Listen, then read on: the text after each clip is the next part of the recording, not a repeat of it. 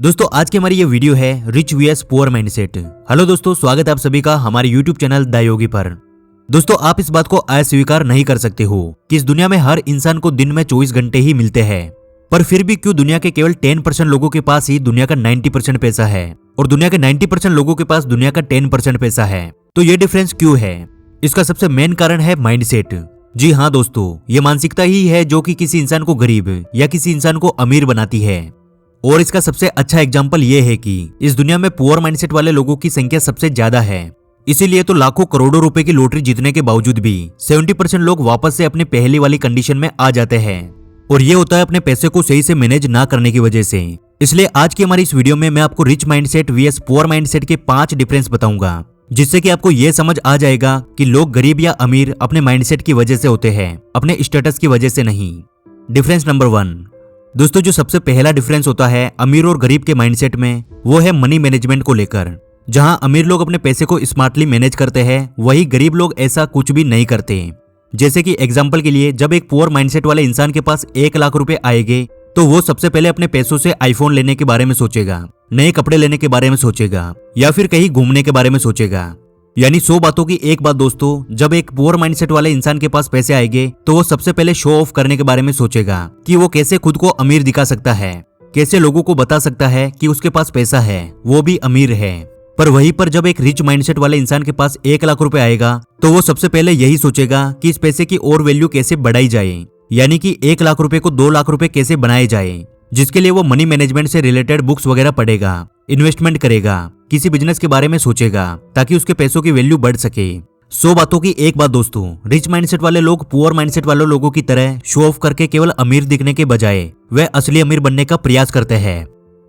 Difference number 2। गरीब लोग luxury car से अट्रैक्ट होते हैं और अमीर लोग उसी कार को ड्राइव कर रहे उसके मालिक से अट्रैक्ट होते हैं। कहने का मतलब यह है कि अक्सर पुअर माइंडसेट वाले लोग ये सोचते हैं कि अमीर लोग लालची होते हैं और वो 2 नंबर के काम करके या फिर गलत काम करके पैसे कमाते हैं और फिर हमारे सामने शो ऑफ करते हैं, लग्जरी कार्स में घूमते हैं। और इसी माइंडसेट के कारण जब भी किसी गरीब माइंडसेट वाले इंसान के पास थोड़ा बहुत भी पैसा आता है तो वह उस पैसे को स्मार्टली मैनेज करने के बजाय बस शो ऑफ करने के लिए खुद की औकात से बड़ी चीजों को खरीद लेते हैं, जिससे कि उन्हें बाद में बहुत फाइनेंशियली स्ट्रगल करना पड़ता है। और एग्जाम्पल के लिए आप अपने आसपास कई ऐसे लोगों को देख सकते हैं जो महीने के 15,000 रुपए कमाते हैं और शो ऑफ करने के लिए 2 लाख रुपए तक की बाइक खरीद लेते हैं और फिर अपने अगले कई साल उस बाइक की ईएमआई पे करने की टेंशन में गुजार देते हैं। और यही सेम चीज अक्सर हर पुअर माइंडसेट वाले इंसान के साथ होती है, जबकि ये लोग कभी भी ऐसा नहीं सोचते कि अगर कोई भी इंसान अपनी खुद की लैम्बोर्गिनी ड्राइव कर रहा है तो उसके लिए उसने काफी जी तोड़ मेहनत की होगी, और फिर जब उस इंसान ने पैसे कमाए तो उसने सबसे पहले अपने मनी को स्मार्टली मैनेज किया, एसेट्स बनाए, इनकम सोर्स बनाए, तब जाके उसने लैम्बोर्गिनी कार खरीदी है।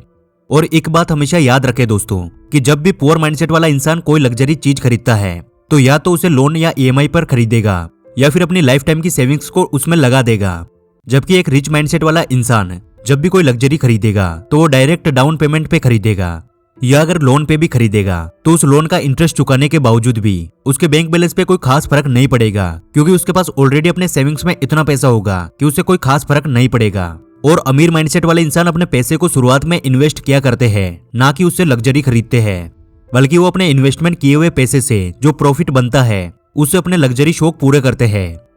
Difference number 3। पुअर माइंडसेट वाले लोग केवल इनकम स्टेटमेंट बनाते हैं, जबकि रिच माइंडसेट वाले लोग इनकम स्टेटमेंट के साथ साथ बैलेंस शीट भी बनाते हैं। दोस्तों इनकम स्टेटमेंट एक ऐसा स्टेटमेंट होता है जहां हम अपनी कमाई और खर्चों को एनालाइज करते हैं, और बैलेंस शीट में एसेट्स और लायबिलिटीज को एनालाइज किया जाता है। एसेट का मतलब होता है कि कोई भी ऐसी चीज जिसकी वजह से हमारे जेब में पैसे आते हैं, जैसे कि कोई रेंटल इनकम, अपने इन्वेस्टमेंट से आया हुआ प्रॉफिट, और भी ऐसा कोई काम जहां से हमारे पास रेगुलर इनकम आती रहे।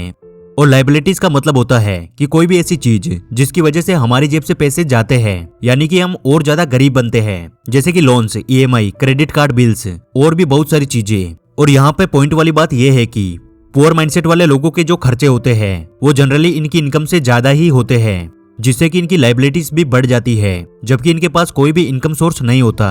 आप इसे ऐसे समझ सकते हैं कि एक पुअर माइंडसेट वाले इंसान के पास जब पैसे आते हैं तो वो पैसे उनके इनकम कॉलम से होते हुए उनके एक्सपेंस वाले कॉलम से होकर बाहर निकल जाते हैं। और तो और इनके पास लायबिलिटीज भी बहुत ज्यादा होती है, जबकि इनके पास एसेट्स ना के बराबर होते हैं। और यही कारण है कि गरीब लोग फाइनेंशियली स्ट्रगल करते हैं। जबकि आप एक अमीर इंसान की इनकम स्टेटमेंट और उनके बैलेंस शीट को एनालाइज करेंगे तो आपको ये पता चलेगा कि इनका इनकम हमेशा इनके एक्सपेंसेस से ज्यादा ही होता है। जरा इस फोटो में दिखाए गए इनकी बैलेंस शीट को देखिए। इनके पास अगर लायबिलिटीज है तो इनके पास इनकम जनरेट करने वाली एसेट्स भी बहुत ज्यादा है। आप इसे ऐसे भी समझ सकते हैं कि जब एक अमीर इंसान के पास इनकम आती है तो वो सबसे पहले एसेट्स खरीदते हैं और फिर इन्हीं एसेट से इनके पास इतनी इनकम जनरेट होती है जिससे कि ये अपने लायबिलिटीज को भी पे कर सकते हैं और अपने खर्चे भी संभाल सकते हैं। और ठीक यही कारण है कि अमीर लोग लॉन्ग टाइम में भी अमीरी बरकरार रख पाते हैं, जबकि एक पुअर माइंडसेट वाले इंसान के पास जब ज्यादा पैसे आ भी जाते हैं तो वो थोड़े समय के लिए अमीर तो दिखते हैं, पर अपने पैसे को स्मार्टली मैनेज ना करने की वजह से वो बहुत ही जल्द वापस अपनी पहली वाली स्थिति में ही आ जाते हैं। Difference number 3, lack of knowledge. दोस्तों, किसी भी गरीब का गरीब ही रह जाने का सबसे बड़ा कारण यह होता है कि उनके पास सही नॉलेज की बहुत ही ज्यादा कमी होती है। वो टाइम से ज्यादा अपने पैसे को वैल्यू देते हैं और इसलिए वे छोटी मोटी चीजें और थोड़े बहुत पैसे बचाने के चक्कर में अपना बहुत सारा टाइम वेस्ट कर देते हैं। एग्जाम्पल के लिए, अगर एक पुअर माइंडसेट वाला इंसान बाजार में कुछ शॉपिंग करने के लिए जाता है तो वह थोड़े बहुत पैसे बचाने के लिए बार्गेनिंग करेगा और वो तब तक बार्गेनिंग करेगा जब तक कि उसे कोई ऐसी दुकान नहीं मिल जाए जो कि उसे थोड़ा सस्ते में सामान देने के लिए तैयार हो जाए। और जब वो ऐसा करते हैं तो वे थोड़ा बहुत पैसे बचा भी लेते हैं और उसके बाद वे सबसे बड़ी गलती ये करते हैं कि वे अपने बचाए हुए पैसे से अपनी नॉलेज या इन्वेस्टमेंट के लिए यूज नहीं करते, बल्कि वे अपने किसी निजी शौक को पूरा करने में खर्च कर देते हैं। जबकि असलियत में रिच माइंडसेट वाला इंसान टाइम को दुनिया में सबसे ज्यादा वैल्यू देता है और इसलिए जब वह शॉपिंग करने के लिए जाता है तो वो अपने थोड़े बहुत पैसे बचाने के चक्कर में वो बार्गेनिंग में अपना टाइम वेस्ट नहीं करता है। अगर उसे किसी चीज पे 50 रुपए भी ज्यादा देने पड़े तो वह इसके लिए संकोच नहीं करते, क्योंकि उन्हें यह पता होता है कि उनका टाइम ज्यादा इंपॉर्टेंट है जिसको वो अपने नॉलेज को बढ़ाने में लगाता है, अपने स्किल्स को इम्प्रूव करते हैं और इसी कारण से वो और भी पैसे बनाते हैं और ज्यादा अमीर बनते हैं। अगर आप गूगल पे सर्च करेंगे तो आपको पता चलेगा कि बिल गेट्स आज भी हर दिन 3 घंटे बुक्स पढ़ते हैं ताकि वो निरंतर अपने नॉलेज को बढ़ाते रह सके। वॉरेन बफेट जो दुनिया के टॉप 10 रिचेस्ट पर्सन में आते हैं, जो बहुत ही बुढ़े हो चुके हैं, वो आज भी एक दिन में 6 घंटे बुक्स पढ़ते हैं और ऐसा भी कहा जाता है कि कई बार वो एक ही दिन में 500 पेजेस से भी ज्यादा पढ़ लेते हैं। अब जरा आप ही सोचिए कि इस बुढ़ापे में वॉरेन बफेट को क्या ही जरूरत है इतना पढ़ने की, पर फिर भी वो पढ़ते हैं क्योंकि ये रिच माइंडसेट वाले लोगों की हैबिट होती है अपना अधिकतर समय नॉलेज लेने में लगाना, और इसी वजह से वो इतने अमीर होते हैं। जबकि गरीब माइंडसेट वाले लोग ऐसा कभी भी नहीं करते, वो अपने फ्री टाइम को फालतू कामों में वेस्ट करने और मजे करने में निकाल देते हैं। डिफरेंस नंबर 5, इन्वेस्टमेंट हैबिट को डेवलप करना। दोस्तों, क्या आपको इस सीक्रेट के बारे में पता है कि आज जो लोग भी सबसे ज्यादा अमीर हैं, वो इसलिए अमीर है क्योंकि उन्होंने अपने पैसे को अपने एसेट्स पे इन्वेस्ट किया है। सबसे पहले उन्होंने अपने थोड़े बहुत पैसे को अपने ब्रेन और नॉलेज में इन्वेस्ट किया, फिर अपनी स्किल्स में इन्वेस्ट किया और फिर बिजनेस, स्टॉक्स और रियल एस्टेट जैसी चीजों में इन्वेस्ट किया, जिनसे कि इनके पास वेल्थ जनरेट हुआ, इनकी नेटवर्थ बढ़ी। जबकि एक पुअर माइंडसेट वाला इंसान कभी भी इन चीजों के बारे में सोचता भी नहीं है और पुअर माइंडसेट वाले लोग केवल किस्मत के भरोसे बैठे रहते हैं कि एक दिन उनकी जिंदगी में कोई चमत्कार होगा और उनकी सारी प्रॉब्लम्स दूर हो जाएगी, पर ऐसा होता नहीं है। जब भी एक गरीब माइंडसेट वाले इंसान के पास पैसों की कमी होती है तो वो लोन्स का सहारा लेता है, क्योंकि उनके पास पहले से कोई भी इन्वेस्टमेंट या सेविंग्स नहीं होती है और अपनी जरूरतों के लिए लोन्स के चक्कर में फंसना ही रेट रेस में फंसने का सबसे पहला स्टेप होता है, जिसमें अधिकतर गरीब माइंडसेट वाले लोग ही फंस जाते हैं। जबकि फैक्ट बात यह है कि अगर कोई भी इंसान महीने के केवल 1000 रुपए की भी SIP इन्वेस्ट करता है, जहां कम से कम उसे 15% का रिटर्न मिले, तो 20 सालों के बाद उसके पास 15 से 16 लाख रुपए बन जाएंगे। तो जरा आप सोचिए, अगर आप 5 से 10 हजार रुपए भी इन्वेस्ट करने की कैपेबिलिटी रखते हो तो सिर्फ इन्वेस्टमेंट के दम पर आप करोड़पति बन सकते हो, क्योंकि इसी इंटरेस्ट पर 10,000 रुपए की SIP करने से आपको 20 सालों में 1 करोड़ रुपए हो जाएंगे, जिससे कि गरीबी दूर हो सकती है। पर यही सिंपल सी चीज पुअर माइंडसेट वाले लोग कभी भी समझ नहीं पाते और वे सारी जिंदगी यही सोचते रहते हैं कि अमीर लोग 2 नंबर के काम करके या फिर कोई गलत तरीके से पैसे कमाते हैं। दोस्तों, गरीब लोगों का हमेशा गरीब रह जाने का सबसे मेन कारण यही होता है कि वे अपने पैसे को लेकर कभी भी प्लानिंग नहीं करते।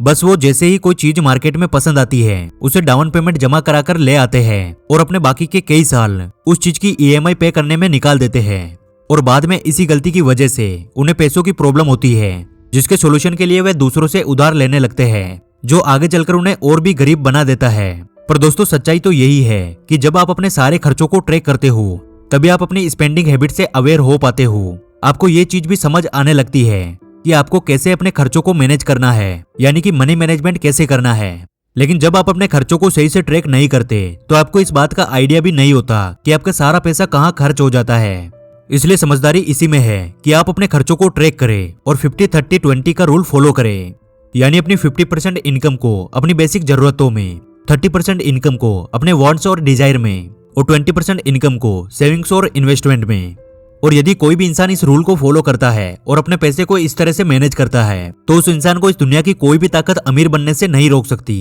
तो दोस्तों उम्मीद करता हूँ आपको इस वीडियो से वैल्यू मिली होगी। अगर आपको अभी भी कुछ डाउट है तो आप कमेंट बॉक्स में पूछ सकते हैं। और यार वीडियो पसंद आए तो लाइक जरूर करना, क्योंकि आपके एक लाइक से हमें और वीडियोस बनाने का मोटिवेशन मिलता है। और हमारे साथ हमेशा ऐसे ही जुड़े रहने के लिए आप हमारे चैनल द योगी को सब्सक्राइब कर लीजिए। जल्दी मिलेंगे अगली वीडियो में।